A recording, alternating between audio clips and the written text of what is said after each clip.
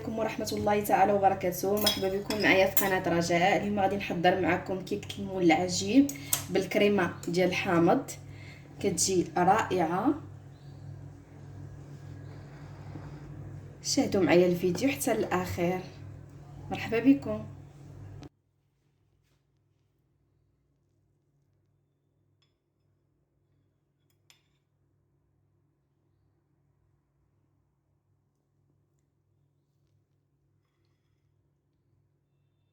بسم الله على بركة الله. السلام عليكم ورحمة الله تعالى وبركاته. مرحبا بكم معايا في فيديو جديد على القناة. مرحبا بكم معايا ومرحبا بكل واحد ابونا عندي واي واحد كتب لي شي تعليق زوين بحالو. شكرا لكم بزاف بزاف حتى شجعتوني، شكرا لكم بزاف. اليوم غادي نقدم لكم الكيك المول العجيب بنكهة الحامض. عندي هنا المقادير. بسم الله. هنا عندي 3 ديال البيضات، عندي واحد الياغورت بنكهه ديال الفاني، كاس ديال الزيت، كاس ديال سنيده، نفس الكاس عبرت به 2 كيسان ديال الدقيق. دونك عندي 250 غرام ديال الدقيق، 4 ديال الدقيق الابيض. عندي هنا واحد كيس ديال السكر بنكهه زهره البرتقال، وعندي 2 ديال خمارات، وعندي واحد معلقه ديال قشوره الحامض باش غادي نكهو الكيك ديالنا. بقاو معايا غادي نبدا في طريقه التحضير. بسم الله. غادي دابا نوضع البيض في الاناء. بغيتو ديروا الطراب الكهربائي، بغيتو ديروا الطراب اليدوي، انا كنستعملو هكا في الطراب ديال العجانه. وضعت البيض، غادي نضيف ليه قشوره الحامض،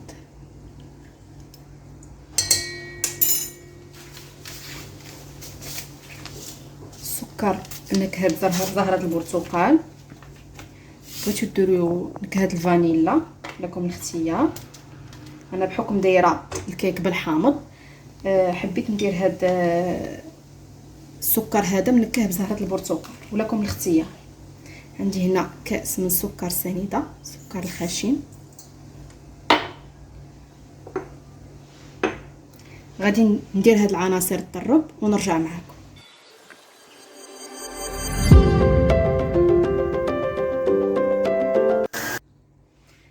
من بعد ما طرب ليا البيض مع سنيده قشوره الحامض، غادي نضيف دابا الياغورت بنكهه الفاني،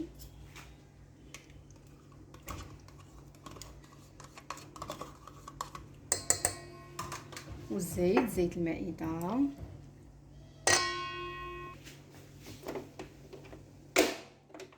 ودابا غادي نطرب جميع العناصر.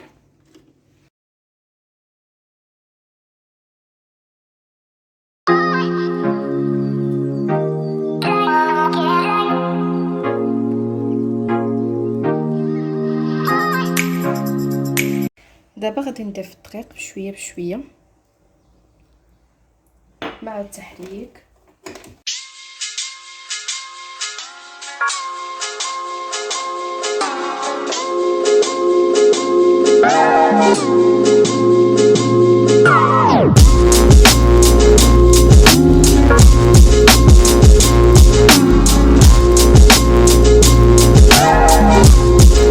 نضيف الدقيق وميم طون غنضيف خمارات 2.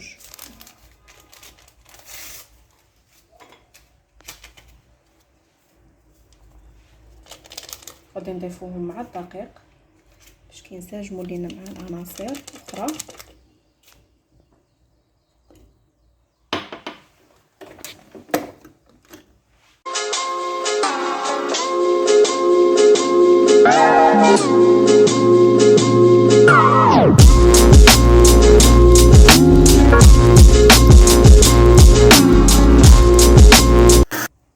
والآن غادي نضيف ما تبقى ليا من الدقيق.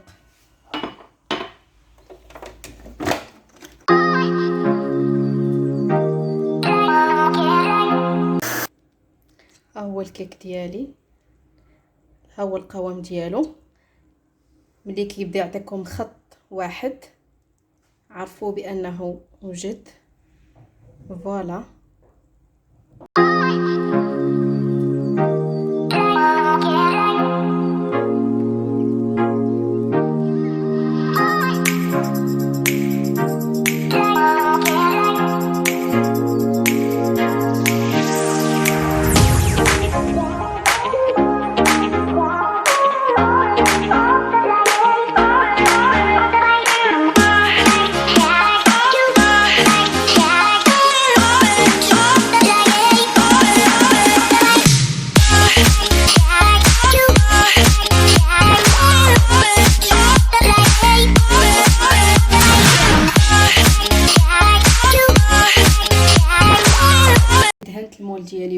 الزبده، شويه ديال الدقيق باش ما يلصقش ليا، وغادي نوضع الخليط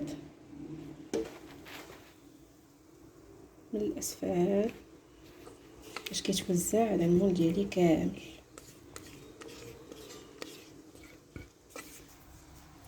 ها هو الكيك ديالي وضعته في المول. دابا غادي نوضعه في الفرن على درجه الحراره 180 لمده 15 دقيقه حتى ل 20 دقيقه ونرجع معكم. غادي نحضر واحد السيرو اللي خاصو يكون بارد فاش يخرج الكيك ديالنا من الفرن سخون باش غادي نسقيوه به. عندي هنا حامضه، نصف كاس ديال الماء، نصف كاس ديال سنيده، سكر خشن. غادي نوضعهم فوق النار حتى غادي يوليو ليا بحال السيرو، وان شاء الله غادي نسقيو به الكيك ديالنا. هي البنات من بعد ما طابت ليا الكيكه مجات مفشفشه وزوينه غزاله، والرائحه ديالها ديال زهره البرتقال رائعه ونكهه الحامض.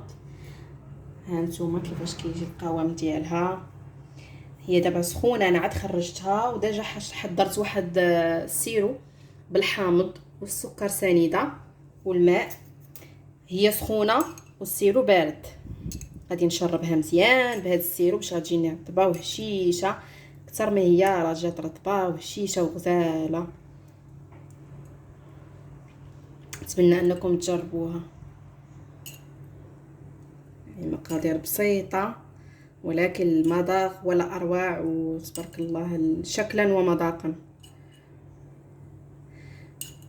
تابعوني حتى الاخير. دابا غادي نبدا نحضر في الكريمه ديال الحامض بالحليب والكريم باتيسير بنكهه الحامض.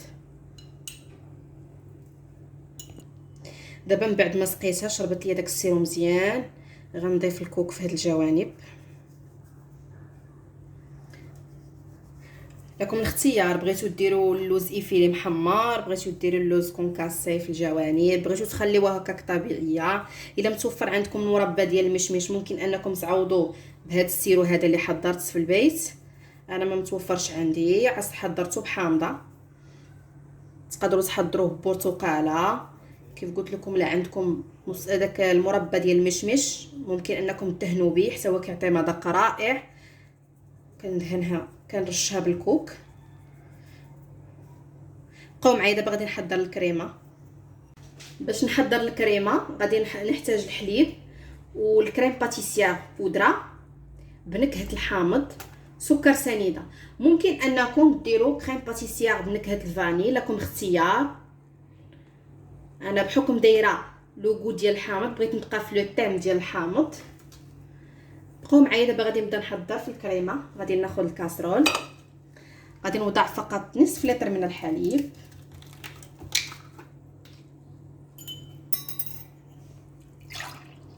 غادي نوضع نصف لتر من الحليب فقط.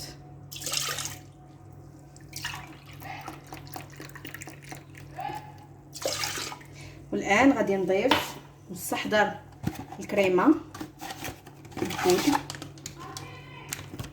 غادي نوضع 3 ديال المعالق كبار.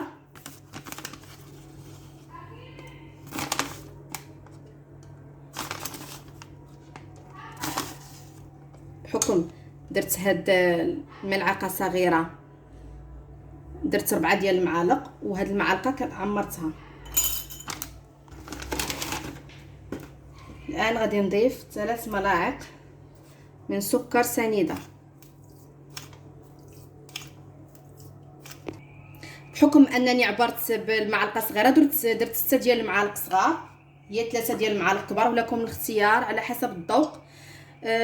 بغيتو ديروا 2 معالق، بغيتو تكتفيو غير بملعقه فقط على حسب الذوق. غادي نوضع الكريمه فوق النار وغادي نستمر في التحريك حتى غادي تعقد ليا الكريمه ديالي ونرجع معكم. ها نتوما القوام ديال الكريمه كيف كتشوفوا كتجي رائعه بالنكهه ديال الحامض. غادي نصبها فوق الكيك.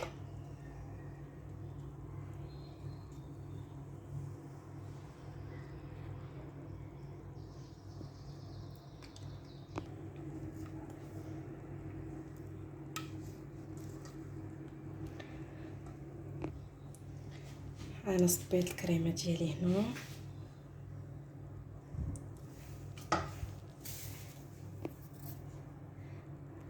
لي الكيك ديالي من بعد ما وجدات. دابا غادي ندخلها للثلاجه، وقبل ما ندخلها غادي نطرسها بشويه ديال البافو وحبوب الخشخاش باش نهرس داك لا كولور ديال الحامض.